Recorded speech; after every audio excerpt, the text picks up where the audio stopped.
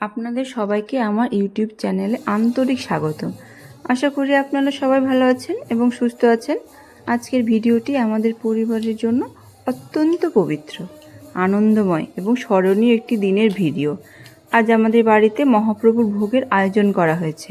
এই বিশেষ দিনে আমরা ভক্তি ভরে মহাপ্রভুর চরণে নানা রকম ভোগ নিবেদন করব এবং তার আশীর্বাদ প্রার্থনা করব। আপনাদের সবাইকে এই পবিত্র অনুষ্ঠানের অংশীদার করার জন্য আজকের এই বিশেষ ব্লগ। আজকের দিনে শুরু হয়েছে খুব ভোরে। সূর্যের প্রথম আলো ফুটতেই বাড়ির সবাই ব্যস্ত হয়ে পড়েছেন প্রস্তুতির কাজে। বাড়ির প্রতিটি কোণ পরিষ্কার করা হয়েছে, কারণ আমাদের সংস্কৃতিতে বিশ্বাস করা হয় যে পবিত্র পরিবেশে ঈশ্বরের আরাধনা করলে তার কৃপা সহজে লাভ করা যায়। উঠোনে ঝাড়ু দেওয়া হয়েছে, ঠাকুরঘর পরিষ্কার করা হয়েছে এবং সুন্দর আলপনা আঁকা হয়েছে। বাড়ির প্রবেশদ্বারে আম পাতা ও ফুল দিয়ে সাজানো হয়েছে, যাতে পুরো পরিবেশে উৎসবের আমেজ ফুটে ওঠে। ঠাকুরঘরে মহাপ্রভুর ছবি ও বিগ্রহকে সুন্দরভাবে সাজানো হয়েছে। গাঁদা, জুঁই ও বেলফুলের মালা দিয়ে সজ্জিত করা হয়েছে। ধূপ, প্রদীপ এবং চন্দনের সুগন্ধে পুরো ঘর ভরে উঠেছে। ভক্তিমূলক কীর্তন বাজছে, যা পরিবেশকে আরও শান্ত ও আধ্যাত্মিক করে তুলেছে। এমন পরিবেশে মনে হয় যেন মহাপ্রভুর আশীর্বাদ সত্যিই আমাদের মাঝে বিরাজ করেছে। মহাপ্রভুর ভোগ মানে শুধুমাত্র খাবার নিবেদন নয়, এটি ভক্তি, শ্রদ্ধা এবং আত্মসমর্পণের একটি বিশেষ প্রকাশ। ভোগ প্রস্তুত করার সময় প্রতিটি পদ ভক্তি ভরে তৈরি করা হয়। আজ আমাদের বাড়িতে ভোগের জন্য অনেক ধরনের নিরামিষ পদ রান্না করা হয়েছে। রয়েছে সাদা ভাত, ঘি, মুগ ডাল, শুক্তো, লাবড়া, আলু ভাজা, বেগুন ভাজা, বিভিন্ন তরকারি, টক, চাটনি, পায়েস, ক্ষীর, রসগোল্লা, সন্দেশ এবং নানা ধরনের মৌসুমি ফল। রান্নাঘরে আজ যেন এক আলাদা আনন্দের পরিবেশ। বাড়ির মা, দিদি, কাকিমা এবং অন্যান্য সদস্যরা সবাই একসঙ্গে রান্নার কাজে ব্যস্ত। কেউ সবজি কাটছেন, কেউ ভালো রান্না করছেন, আবার কেউ মিষ্টির প্রস্তুতি নিচ্ছেন। বড় বড় হাঁড়িতে রান্না হচ্ছে ভোগের নানা পদ। রান্নার সময় কেউ মহাপ্রভুর নাম জপ করছেন, কেউ কীর্তন গাইছেন। এই দৃশ্য সত্যিই মনকে ছুঁয়ে যায়। আমাদের বাংলার সংস্কৃতিতে ভোগের বিশেষ গুরুত্ব রয়েছে। ভোগ শুধু খাবার নয়, এটি ঈশ্বরের প্রতি আমাদের ভালোবাসা ও কৃতজ্ঞতার প্রতীক। আমরা বিশ্বাস করি যে মহাপ্রভুর কাছে ভক্তি ভরে নিবেদন করা খাদ্য তার আশীর্বাদে প্রসাদে পরিণত হয়। সে প্রসাদ গ্রহণ করা অত্যন্ত পুণ্যের কাজ বলে মনে করা হয়। মহাপ্রভু শ্রী চৈতন্য দেব ছিলেন প্রেম, ভক্তি ও মানবতার এক মহান প্রতীক। তিনি মানুষের মধ্যে ভেদাভেদ দূর করে সবাইকে একসঙ্গে ঈশ্বরের নাম স্মরণ করার আহ্বান জানিয়েছিলেন। তার প্রচারিত হরিনাম সংকীর্তন আজও পৃথিবীর বিভিন্ন প্রান্তে কোটি কোটি মানুষকে ভক্তির পথে অনুপ্রাণিত করছে। তিনি শিখিয়েছিলেন যে সত্যিকারের ধর্ম হলো ভালোবাসা, সহমর্মিতা এবং ঈশ্বরের প্রতি অটুট বিশ্বাস। ভোগ প্রস্তুত সম্পূর্ণ হওয়ার পর তা সুন্দরভাবে থালা ও পাত্রে সাজানো হয়। প্রতিটি পদ যত্ন সহকারে সাজিয়ে মহাপ্রভুর সামনে রাখা হয়। ফল, মিষ্টি, তুলসী পাতা এবং পবিত্র জল দিয়ে ভোগ নিবেদনের ব্যবস্থা করা হয়। তারপর পরিবারের সবাই একত্রিত হয়ে প্রার্থনা করেন। ভোগ নিবেদনের সময় শঙ্খধ্বনি, ঘণ্টাধ্বনি এবং কীর্তনের সুরে পুরো পরিবেশ মুখরিত হয়ে ওঠে। সবাই হাত জোড় করে মহাপ্রভুর কাছে প্রার্থনা করেন।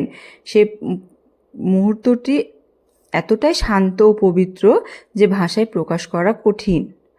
মনে হয় যেন সমস্ত দুঃখ কষ্ট দূরে সরে গিয়ে হৃদয়ে এক অপূর্ব প্রশান্তি নেমে এসেছে। ভোগ নিবেদনের পর শুরু হয় নাম সংকীর্তন। সবাই মিলে একসঙ্গে গেয়ে ওঠেন, হরে কৃষ্ণ কৃষ্ণ কৃষ্ণ হরে হরে, হরে রাম রাম রাম হরে হরে। এই মহামন্ত্রের ধ্বনি চারিদিকে ছড়িয়ে পড়ে। ছোট শিশু থেকে শুরু করে বয়স্ক মানুষ পর্যন্ত সবাই ভক্তি ভরে অংশগ্রহণ করেন।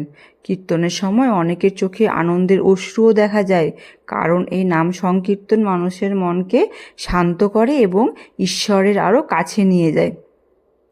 আজকের অনুষ্ঠানে আমাদের আত্মীয় স্বজন, প্রতিবেশী এবং এলাকার অনেক ভক্ত উপস্থিত হয়েছেন। সবাই অত্যন্ত আনন্দের সঙ্গে এই অনুষ্ঠানে অংশগ্রহণ করছেন। কেউ ফুল সাজাতে সাহায্য করছেন, কেউ প্রসাদ বিতরণ সাহায্য করছেন, আবার কেউ কীর্তনে অংশ নিচ্ছেন। এই মিলন মেলা আমাদের পারিবারিক ও সামাজিক বন্ধনকে আরও দৃঢ় করে তোলে। আমাদের সমাজে এই ধরনের ধর্মীয় অনুষ্ঠানগুলোর একটি বড় ভূমিকা রয়েছে। এগুলো শুধু আধ্যাত্মিক চর্চার সুযোগই দেয় না, বরং মানুষের মধ্যে ঐক্য, ভালোবাসা এবং পারস্পরিক সহযোগিতার মনোভাব গড়ে তোলে। আজকের ব্যস্ত জীবনে মানুষ যখন নানা দুশ্চিন্তা ও চাপের মধ্যে থাকে, তখন এই ধরনের ভক্তিমূলক অনুষ্ঠান মানসিক শান্তি এনে দেয়।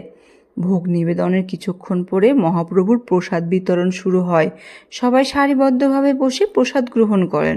প্রসাদের স্বাদ যেমন অসাধারণ, তেমনি এর আধ্যাত্মিক গুরুত্বও অপরিসীম। আমরা বিশ্বাস করি প্রসাদ গ্রহণের মাধ্যমে মহাপ্রভুর আশীর্বাদ আমাদের জীবনে প্রবেশ করে। আজকের এই সুন্দর দিনে আমরা মহাপ্রভুর কাছে প্রার্থনা করি তিনি যেন সকলের জীবনে সুখ, শান্তি, সুস্বাস্থ্য এবং সমৃদ্ধি দান করেন। পৃথিবীর প্রতিটি মানুষের হৃদয়ে যেন ভালোবাসা, দয়া এবং মানবতার আলো জ্বলে ওঠে। সকলের পরিবারে সুখ শান্তিতে থাকুক এবং সবাই যেন মহাপ্রভুর কৃপা লাভ করেন।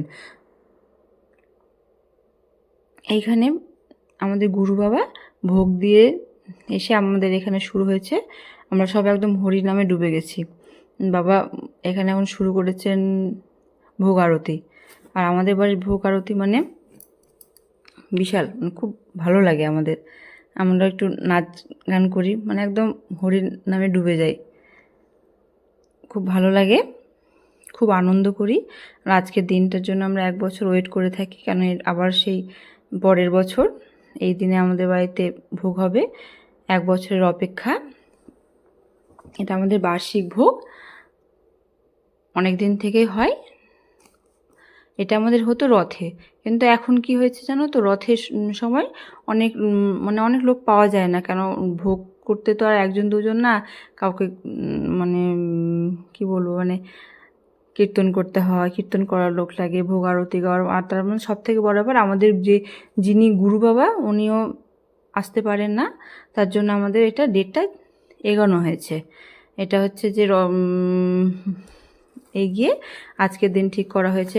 আর বাবা এবার এসেছিলেন আজকের দিনেই মালদাতে, তাই ভোগটা খুব তাড়াতাড়ি ঠিক করা হলো আগেই। আর আজকে একটা বিশেষ দিন, আমার মেয়ের জন্মদিন, শুভ জন্মদিন। দিনটা খুব ভালো ছিল, তার জন্য আমিও খুব খুশি। যাই হোক, খুব ভালোভাবে আমাদের দিনটা খুব ভালোভাবে কাটলো। আশা করি আজকের এই ভক্তিময় ব্লগ আপনাদের ভালো লেগেছে। আমাদের বাড়ির এই ছোট্ট আয়োজনের মাধ্যমে যদি আপনাদের মনে ভক্তি ও আনন্দের সামান্য অনুভূতি জাগিয়ে তুলতে পারি, তাহলে আমাদের এই প্রচেষ্টা সফল হবে।